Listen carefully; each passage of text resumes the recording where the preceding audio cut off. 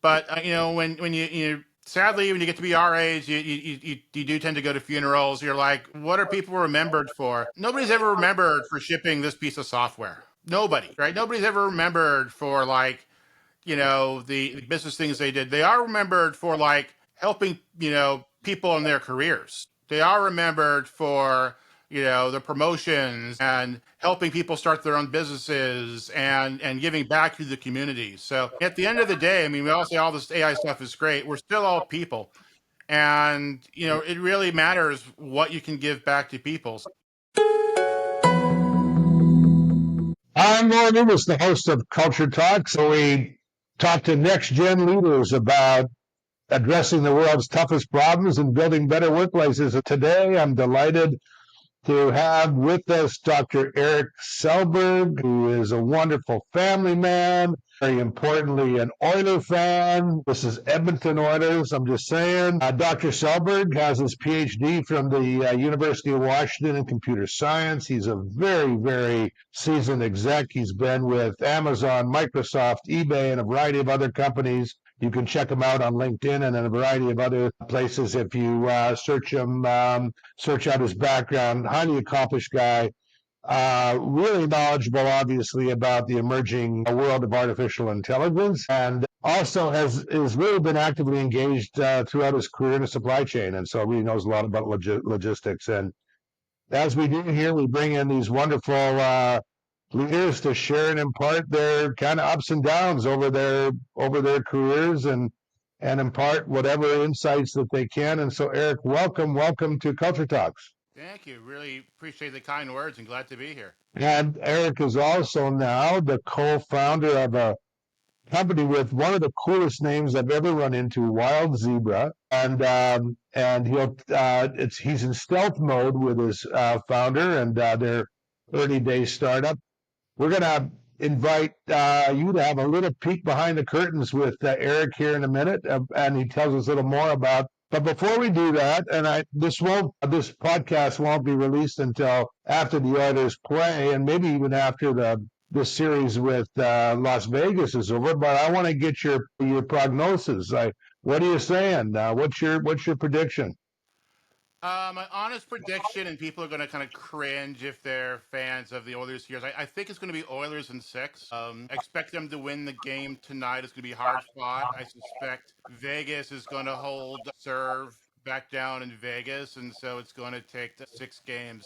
Both previous 2 games, the Oilers have been in it. I don't think game 2 was lucky in favor. Game 3 was very lucky against, but not the best games. And so I'm looking forward to seeing some of the intensity back. Hopefully, they've gotten a little bit more wind with some rest. Yeah, I'm with you. I'm picking Oilers in 6. I'm a little worried about goaltending, I have to tell you, and these defensive laps that we keep giving up. But I don't think we played our best over the last couple of games either. So hopefully, we'll turn around tonight and win. But I agree with you. I think Vegas will win and back home, and then it'll come back and hopefully we'll wrap it up here. But anyway, yeah, exciting times, and yeah, it's great to be an Oilers fan right now. So I love the story about how you came up. Tell us a little bit about, first of all, what Wild Zebra is about and how you came up with the name. Yeah, let me start with the name first. We were founded almost exactly a year ago.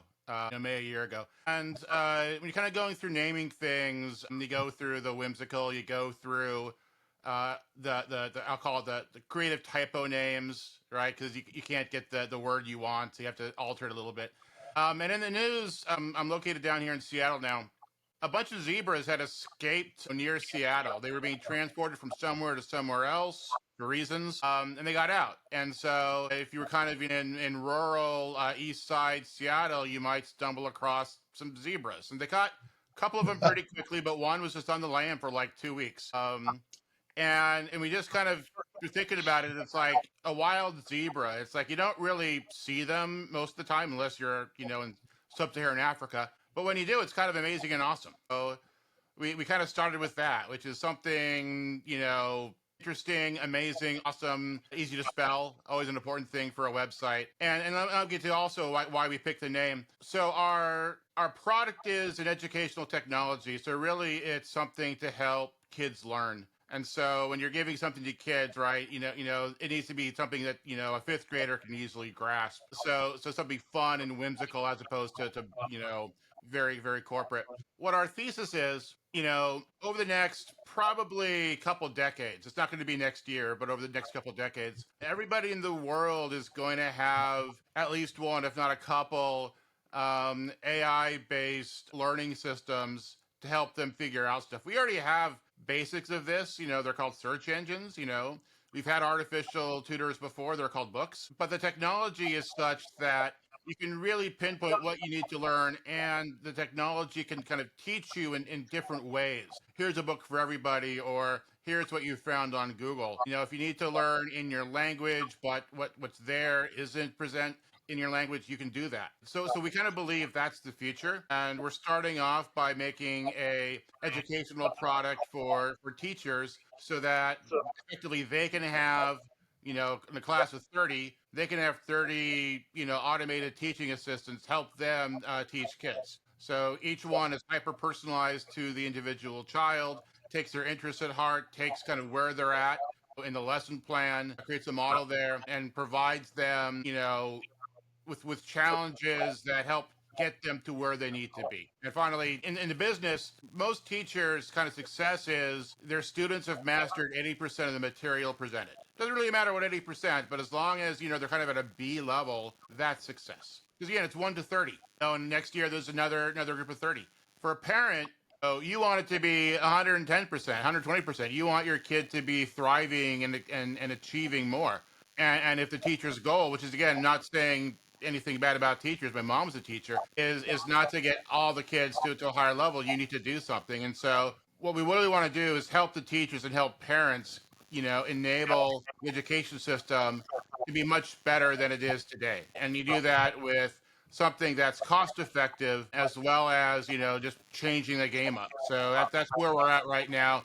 Just launched a couple of schools last week, and so we're just in the early stages, ramping out, seeing how it's going, getting feedback from kids, from teachers, and we'll certainly have a lot more in about a year. Wow, that's just it's a wonderful thing again around leaders like you that are taking on nasty, difficult, challenging problems and reinventing it, rethinking it through. So we're in a situation now by employing the best of the way AI might emerge here so that literally teachers have tutors, like you say, that are virtual assistants that are helping each one of these kids in uniquely, highly personal ways. So, Eric, when you stand back, you and your founder, like, this is kind of what you're doing, and the product is sort of this, and we talked a little bit deeper when we were last time we talked about how uniquely personal it could become, highly personalized, really get to know you as an individual if you're a student.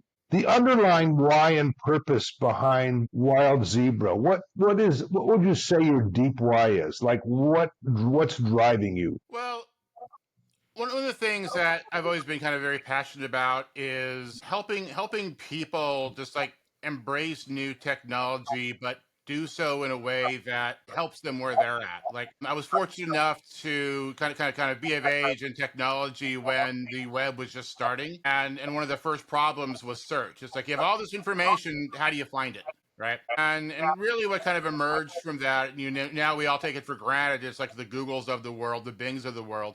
But back then, it's like we didn't know, right? We didn't know how big it was going to be. We didn't know what was going to be there. But we knew it's like if we could make that available to people, right? Then you'd start this huge ecosystem where information would be available, people consume it, add more information back in, and we're just going to snowball from there.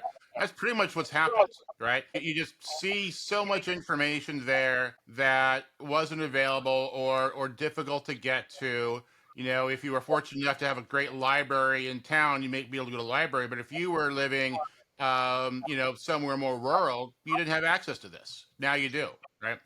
And so in the same way, when you kind of look at the next big problems, I look at things that really have been unchanged for decades and even centuries, and education is one of them. It's still very much classes, and what's sort of known, and it doesn't require schooling, it requires anything you're learning about. If you have an individual teaching how to do something, you learn what's called 2 sigma better than in a class. And again, maybe you're learning how to ski for the first time, maybe you're learning how to cook, whatever it is, but if you have somebody right there teaching you what to do, you just learn faster. And if you're in a small class, you learn better than in a big class. Again, there have been tons of studies. This is known. Well, why don't we just have personal tutors for everybody? Well, it's too expensive. Simple as that. Right. Again, this has been known since the time of Socrates. It's still too expensive. But if we can change that, and AI is now becoming good enough where we might be able to change it. It's still a hypothesis. We're still not sure if it'll work, but it's the best shot we've seen, and so we're taking it as a way to really change something fundamental. I mean, some of the school districts we've talked to a school district in South Africa. They've got 17,000 kids they're trying to help. We've talked to school districts in Pakistan. They've got hundreds of thousands of kids they're trying to help. And they're in like very rural environments. The teaching standards are best they can, but again, it's a relatively poor country. Your ability to impact hundreds of thousands of kids at scale becomes something meaningful, right? And the ability to reach kids where they're at becomes possible. I mean, a typical problem you see in technology is it caters to wherever it was built. So if it's North American, U.S., Canada, it's English, maybe French, right? You might be lucky if it's Spanish. If it's in China, it's Chinese. In Europe, you get a couple of languages, but usually French, English, Spanish. That's about it. The ability to like localize immediately, and it's good because AI can do that now, is huge, right? The ability Right. to localize to an accent, not just kind of, the UN formal style is huge. So you can actually bring something to a kid in their local language, in their local environment that they can accept and learn from, right? And when you're doing that, coupling with all the available information you've got, around the world from the web, from educational professionals, et cetera, your ability to really improve their lives becomes something worthy of doing. I've spent a career, at like places like Amazon, places like eBay, very much e-commerce based, supply chain based. And it's fulfilling. I mean, it certainly pays the bills. I really think a higher degree of purpose of how can you improve the lives of hundreds of thousands, if not millions of people directly, far outweighs just making a couple bucks selling shoes. I love how big you're thinking, and it's one of the things that the leaders that we have a chance to talk to here have that kind of passion and insight and view, and that's pretty remarkable. I'm just curious around, and I know you're working through a lot of the way the platform is emerging, et cetera, on an individual basis. Are you giving any consideration to the collaborative nature of sort of the social aspect of learning, which seems to be been a challenge, an emerging challenge around kids these days, regardless of the culture? Is that being considered in any way? Are you thinking about that, Erik? We're not there yet, but it's on the list. We're starting off again. I'll use a cookie metaphor. Right now, we're making toast. Right, we're just trying to like get the bread in the toaster and then butter it properly. I mean, it's that basic of where we are. Right. Because it turns out, again, when you're teaching somebody something using AI, all sorts of problems emerge that you need to work through. You need to make sure that if you're trying to teach somebody a particular math problem, that you understand the math, that you're accurate with math. LLMs are notoriously not good at math because they don't do math. They're really about more pattern matching. So being accurate for things like math is really critical. Being factually accurate if you generate a historical story becomes really critical. So we're still at that, which is can we teach, a middle school student how to solve basically like high school entrance exam style questions or SAT style questions. We're starting really basic.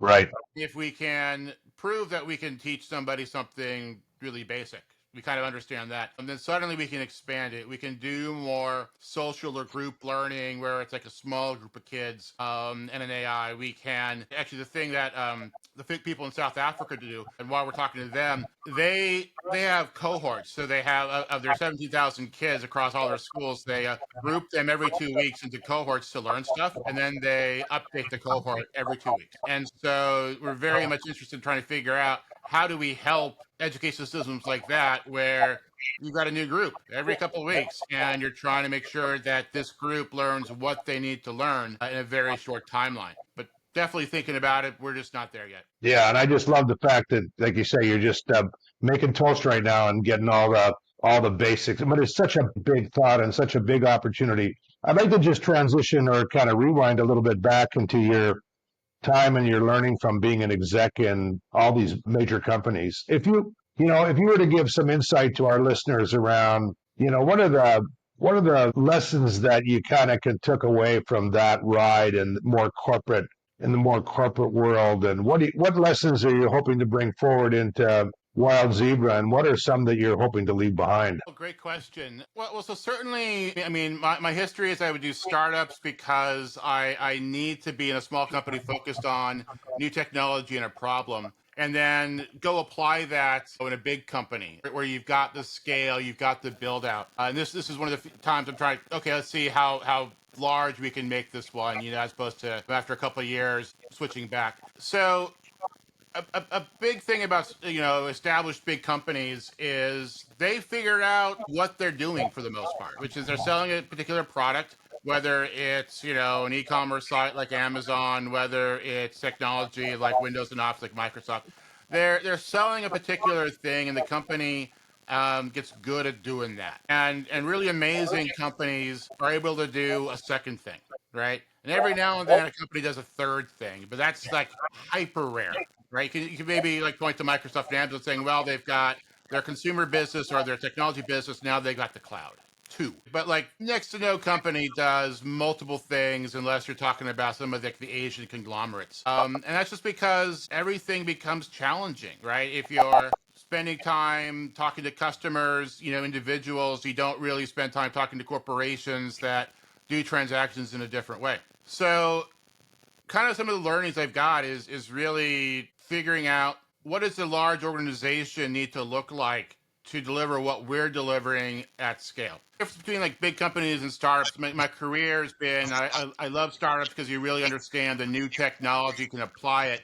And I also love big companies because I do love scale. And so I tend to kind of go between both in my career. One of the advantages of a big company is has solved things for a particular problem at scale. So whether it's Amazon, selling products at scale, whether it's Microsoft selling things like, Windows and Office at scale, you have a large problem. It's a very hard problem, a lot of edge cases, and you need the ability to both, develop the thing tomorrow, to research the thing the day after tomorrow, and to sell the thing you have today. So you have to have all of that together, right? And when you're a startup company, you're just busy building the product, right? So part of what I want to do, and I've seen startups get tripped up here, is you kind of know what big looks like and you kind of know how to get there, but you really work backwards from big. Here are all the things you need to do to get there. Again, this is why we're starting off with making toast and like, can we teach an individual kid one problem? You don't start with group learning. You start with individual learning, and then you go to group learning, and then you go, more massive like that. So you have a plan for how you scale. The other things that I think are important, again, this has become more of a best practice and understood best practice now, is you really think about your company's culture and your mission. You're not just, hey, we're here to sell stuff. You want to make sure that for any given company, you've got kind of a good culture in terms of things you do, and more importantly, things you don't do. Right. A lot of culture is really about making sure you don't just go off in all sorts of crazy directions just because you can. But it's really keeping yourself focused on what matters for your customers and where they're going to be. So we're really taking that to heart. Yeah, you're really digging into an area that I'm so passionate about, and I'd like to just sort of build on your past experience around as you're crafting this new culture. What are some of the attributes and characteristics of this better workplace and culture that No organization is going to be perfect, but just based on your experience, what would you hope to pull forward into Wild Zebra, Eric? What are some of the considerations and attributes of this culture? Well, one of the things that I've become very aware of, especially seeing different cultures and kind of how they're applied. I'll call it the written culture. Like, this is like Amazon leadership principles. Most companies have them. Somewhere between 4 and 12 things we stand for, mission statements, vision statements. I have to admit, I've become somewhat skeptical of them. And the reason why I've become skeptical is where I see them typically applied is not in the day-to-day decisions. I mean, Amazon is better than most, but it's really still not as applied in your day-to-day decisions. Instead, it tends to be applied during performance reviews. And it turns into basically a quantitative way to determine if somebody likes working with somebody else. Like at Amazon, you have ways of saying I don't like working with somebody. Oh, they're not earning trust. It really means you don't like working with the person. But you can't just say that because, well, you're a professional. Figure it out. Oh, but they're not earning trust. Well, okay, that's a cultural thing. Okay, we see why they get a bad review. And so I want to make sure that we're not falling into that trap. And part of why you have that is one of the things that you need at most companies is you need people to speak the truth and call out when leaders and other people have made mistakes, right? You want to have that open culture of, hey, we think this thing is wrong. Right. Hey, smart person, we think you made a mistake here. And that's okay. In fact, that's encouraged. Now, again, we don't want to encourage everybody to just spend all their day finding mistakes, right? It's like you have to actually deliver something, but there's that balance. But you really want to protect the truth seekers, and more often than not, especially as you get big, say the right thing. You become very political. Even a place like Amazon, you're like, well, here's how many promotions should go through this cycle, so we'll have this many promotions go through this cycle. Microsoft, oh, well, here's, when you promote somebody, we expect it to be a mediocre review, then a couple good years of review. Okay, now here's time for your promotion. So as long as you fit the numbers, you go through. And if you're an exception case, that's bad. So I really want to make sure we don't lose focus on doing the right thing, even as we scale. That's critical. The other aspect, there's a lot of unwritten culture. Let me give you some examples here. Microsoft, they've always had this culture. They still have this culture. Microsoft will go in for the kill. Microsoft says, we're going to go into this business. They mean it. They're going in for it. Might not be successful, but they're going to put everything they can to win it. Again, they're known for extending the embrace, being the fast follower, so they won't create a market. But once they decide to go in, they're going all in, right? Meanwhile, you've got companies like, say, Facebook or eBay. They don't go in for the kill. They're happy to just have a big chunk of the market share, and they're fine, right? And in fact, in eBay's case, largely because they've had, quite frankly, legal mistakes have been made by former administrations, they're extremely gun shy about, being hyper competitive, and so it causes different behavior. I'm not saying either one is right or either one is wrong. But I think it's important to acknowledge, what you do, how you think about it, how you think about the competition, where you put yourself. That's critical because that's how people behave. And the old adage, every company says, all right, no jerks, no assholes. What they actually mean is we like assholes, but our kind of assholes. Right. And so I think it's important to just kind of embrace who you are and think about it. In our world, again, this is what's great about, trying to do something great for kids. It's like we're really trying to do something great for kids. And so some of the things that we're very intentionally about is, yeah, we're going to be making money. We have to make money because you have to survive. But we're not able, and nor do we want to, we're not trying to gouge people. We're really trying to figure out how can you deliver a product to millions of kids where their yearly tuition is measured in hundreds of dollars, right? The AI has to be good enough and cheap enough to do that. And again, time is proving it out. We fully expect that to be happening. But we're not a product that, is $1,000 per kid per month. We're not even a product that's going to be $20 per kid per month. It has to be affordable for all these kids. And so that's something we have in our head, which is we're going to be a low cost product. So we need to think like that from day one, right? Because you never go from high cost to low cost. Yeah. I'm so glad that you're giving a lot of thought to the fact that you are what you do and that, Wild Zebra will be to be authentic, to be real, to be, both very teacher and kid focused, to be affordable, accessible, scalable. But in the people that are working that for you and your founder as you go forward, that are in an environment where they can focus on excellence, do the right thing, and speak up. And that you're, as a leader, open to hearing it, even though it may not always be the most varnished, popular thing to say, that it's part of your authenticity that you're trying to build.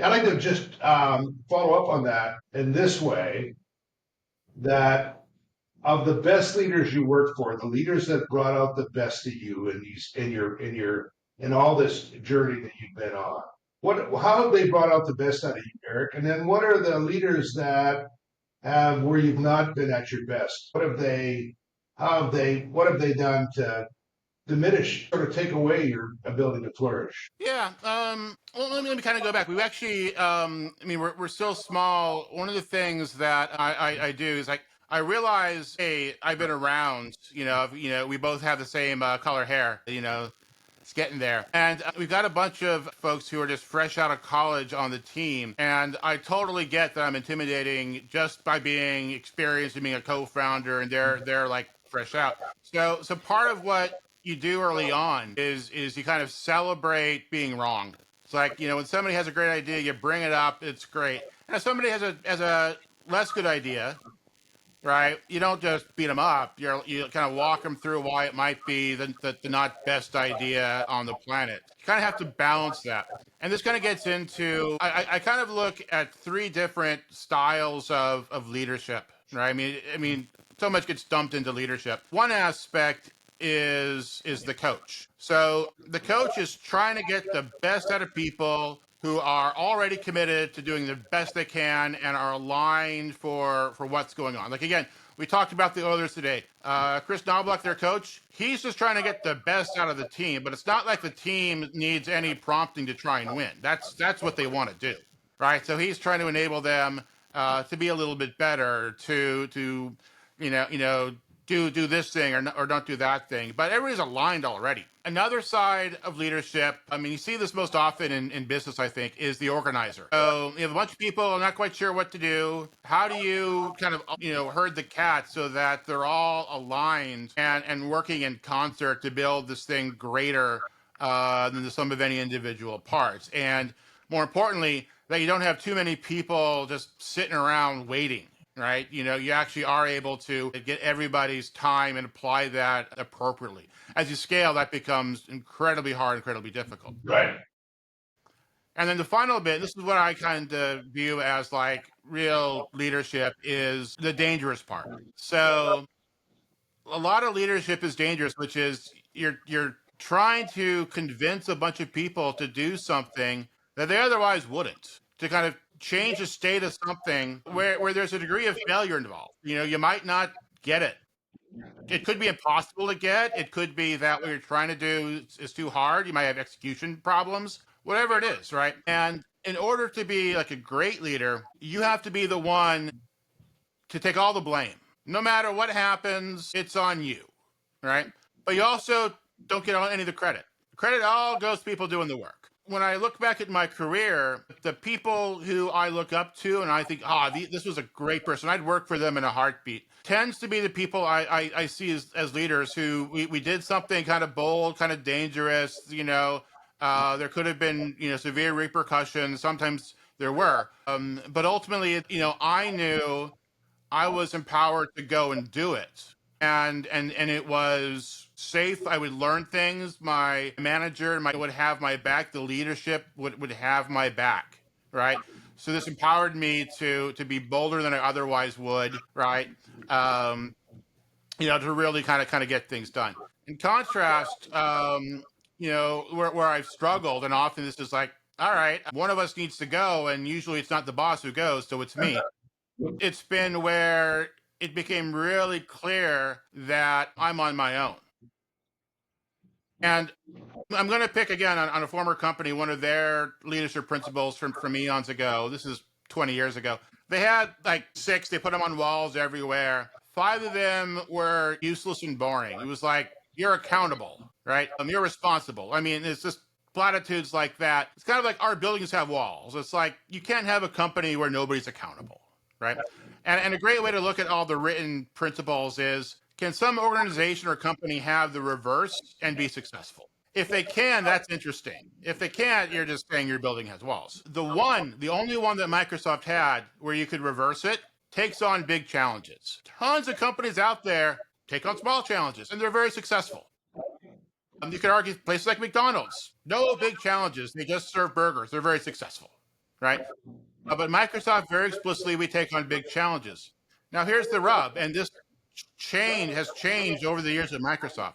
The interesting question for a culture piece like that is, what happens if you fail? If you fail, if you take on a big challenge and you fail and you're rewarded, that actually is your culture. You do want to take on big challenges because you rewarded somebody for taking on something huge and not quite getting there. If that person is fired, if that person is demoted, oh, good, you tried. Here, let's give you a much smaller team, right? Maybe you need to spend more time with your family, that kind of thing. Your culture isn't takes on big challenges. Your culture is don't screw up. Right on. That is very insightful. And there's so much wisdom in all the things that you're sharing, Eric. One of the things that I hope our listeners really pull out of this is to answer that question, what happens if you fail? It tells you a lot about really what you really stand for, what you really believe in, who you really are, and how you learn fast and how you deal with mistakes. And also your insight around leaders that have your back, that are there to support and frankly, in the best sense of the word, protect you, and to make sure that the best leaders give out more gold stars than they take. And so that's really important insight from, your all these great experiences you've had in the past as you're bringing and pulling it forward at the Wild Zebra. If, and I always want to follow up a little bit more, and I really believe that founders, the values that founders deeply hold become really rooted into the companies they build. And of course, just speaking for you, not your founder, but if you in the best way did an autopsy of Erik Selberg, what values would pop out? What you shared a couple already. What do you stand for as a person? Absolutely deeply held values. Yeah, deeply held beliefs. Probably the one I'll start with. Number one is be kind. Really think about how to be kind to people, and this kind of follows in terms of like, do the right thing. That gets messed around a lot because one person's right thing is another person's wrong thing. But when I start off like being kind, you're like, how do you try to treat everybody with respect, with dignity? And again, when somebody fails, how do you teach them as opposed to just yell at them? I mean, the natural impulse is, Yeah. but it's really taking that step back and like, okay, let's talk about it. Let's figure out how to be better. Start with that. The next one is intellectual curiosity and following closely intellectual rigor. So again, personality wise, I tend to be the person who asks why. Why is this happening? Why do we need to do this? What are you trying to achieve? Like, I want to understand the context. If I understand the context, then I can respond in the best way possible. There have been a lot of psychological studies. I mean, some people are like why, some people are like when, some people are like how. And it's important to recognize not everybody is going to be on the same wavelength. I recognize that about myself. So I need to understand the why of something. And I always want to make sure that other people understand the why of something, even if they don't necessarily need to internally care. I still want them to understand. So when they have to make a decision without somebody telling them what to do, they can have a good context, right? Again, if you're a how person, you're like, here's how I'm going to do it. Well, when you reach a roadblock, you're like, oh, I'm not quite sure what to do next. If you understand why you're doing something, you can usually figure out the next step. Right. Right. And final thing again, kind of on the epitaph, and this is where I'm working on it. It's not there yet. Now, again, I recognize that about myself. It's like always trying to do better. And where that comes from, and this is again just I've been fortunate in my career, fortunate kind of where I've been. I often see that I will come to the conclusion of where things are going to be faster than other folks. Right? A lot of times it's just been here, done that. I've seen this pattern before, and I'm like, oh, here's the answer. Turns out other people are like not sure that's the answer. And so a lot of it is, all right, how do I help bring people along faster? How do I get more consensus? And that is something that I want to do. And again, companies I've worked at, places I've been, tend to be very top down driven. Boss says do X, you're doing X. Don't need to ask why. We'll tell you why, but you also don't have a choice in this. It's like, we're doing X. Okay. The problem is if somebody disagrees, then they don't really put their heart and soul into it. Right. They're like, fine, I'm doing X. Okay. You told me to. All right, I'll do it. And so part of what I want to do is make sure that there's a lot more group buy-in, that there's that consensus. And so the thing I'm again been working on myself is how do I help bring people along? Because it's really easy to command. It's really easy to say, all right, do X. I'm the founder. I know what I'm doing. Right. Just do X. Don't. And I'm like, that's not how you get the best out of people, right? You might move fast that way, but you're only moving fast as long as you're right there. As Yeah. soon as you scale, as soon as people are making their own decisions, they need to be bought in. There's a lot of wisdom there.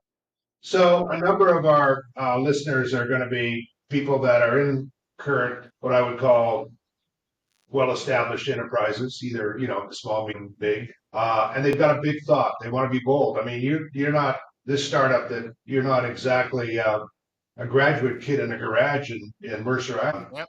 You're you're at a point in your career and you decided to go big, bold, and to do this. What's an inspiration? What do you say to that person that's wondering, should I take this step? How bold should I be? Well, honestly, everybody's different, and you're at different points in your life. Let me pick on the kind of some of the extremes here. So startups are high risk, high reward, but for most of them, uh, it's a lot of fun. It's a crucible. You learn a lot, but you don't get paid very much because again, most startups don't work out. Right? That's just the numbers game. Yeah. Um, at big companies tend to pay pretty well. I mean, it's a high bar to get in, but they pay well. It used to be the case that you had job security at a big company. Past couple of years, that's not been the case at all. So I don't know if that's going to change. Mid-sized companies, you actually do tend to have a bit more job security. You don't get paid as well. The challenges might not be there, but again, the pressure's not. So a lot of it depends on, like, when you say how bold you want to be, it's like, well, where are you with the rest of your life? Do you have a newborn? In which case, maybe you don't want to be crazy bold, right? Because you've got some stuff to deal with. You got a lot of time you want to spend. Well, maybe your kids are in college, graduating. You got some time, right? Maybe you've done startups all your career and you're like, I don't have any retirement plan. Okay. So, I mean, again, this kind of gets back to this pick a goal and work backwards from that. We all have a decent amount of time to do stuff where if it doesn't work out, it's okay. But that's not infinite. Yeah. Right. And so you kind of pick to where you kind of think you need to be. You figure out where you are, and this kind of sets your risk threshold, I think. The other two things that kind of go with that, I'll say, is it's not just about risk. It's also about what do you want to get out of a certain period of your life. And again, I've been fortunate, but I've also been intentional. If you go to work for a big companies are really good at what the big company does. And let me point out, at Amazon, they're really good at making software. They're really good at e-commerce. They're really good at building the cloud. They're really bad at using it. And you're like, what do you mean they're really bad at using it? Same with Microsoft, really bad at using it. Because internal to Amazon and Microsoft, they don't actually use the cloud. For them, it's really on-prem. For them, okay, maybe there's an API, but they don't get the bill, right? There's no OpEx, really, And in fact, at Amazon, the OpEx is, full market rate, no discounts because they can't be a market maker. So nobody pays it any attention. And you learn really quickly at Amazon, it's okay to be way over provisioned during peak time to serve your customer. You get fired if you have to ask for hardware at peak, right? You're a hero if you give it up. So everybody just hoards hardware, right? And wastes ample amount of hardware because that's the incentive. That's how it works. So I left Amazon. One of the reasons is like this cloud thing is happening, but I don't understand it. And when you work for a startup, that bill is real. Yeah. You suddenly care very much about unit costs. You think differently, you plan differently. Your finance team, again, if you're in big company, your finance team is your enemy. You're like, oh, these are the guys I have to like talk to justify this big expense or that big expense. In a startup company on the cloud, well, the engineers are the ones who spend the money. And so instead of finance being a blocker, they're right there going, how can we justify you getting rid of tech debt to spend less money? So suddenly the finance team is helping you justify what you're working on. This is great. Again, this doesn't happen at big companies. Right. So, it's what do you want to learn? If you want to learn the new thing, you want to be at a startup company, you want to be at a medium company. The big companies are going to take the new thing, but apply it to what they're already doing, right? That's just how they make money. That's just what they do. Startups are where you can do new things, but also really understand the new technology. That's the good thing. The bad thing, for every new technology wave, and AI is a big wave, you get a couple things that are super successful and a whole lot of things that, yeah, didn't quite work out. There's a lot of that. And every wave we talk about the successes, we quickly forget all of the failures.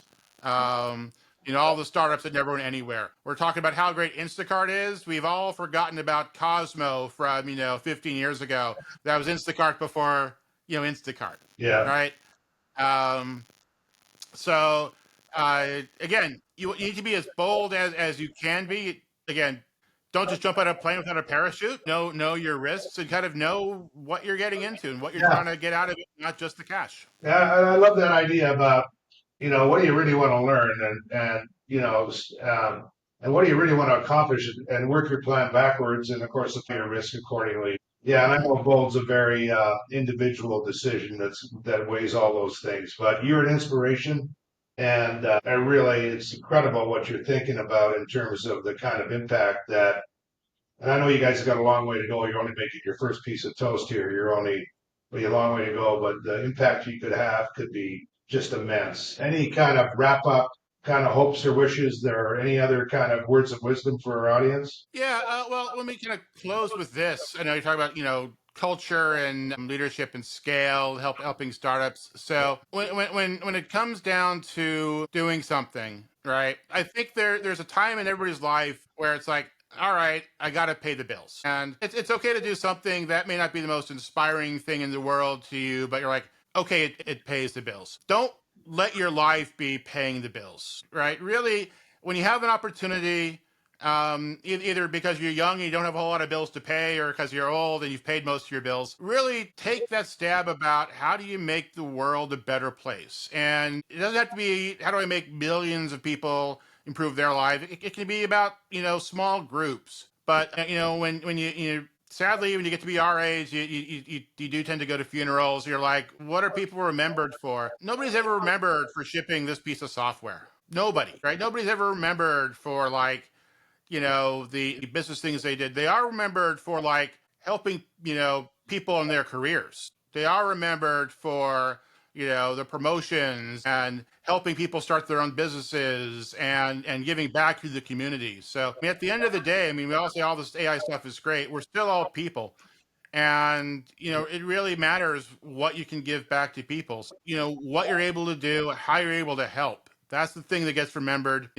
Nobody ever remembers, again, in a good way, that you made a bunch of money. And I love just exactly what you just, what a wonderful, be kind, be respectful, make it way more than just paying the bills. It's about how you helped others, how you made a difference, and how you just, frankly, just advanced the world a little bit more. And that's what you're remembered for. Erik, thank you very much. Go Oilers. All the best to the Selberg family, your wonderful family. And thank you for joining Culture Talks. And we'll look forward to watching and see how Wild Zebra emerges.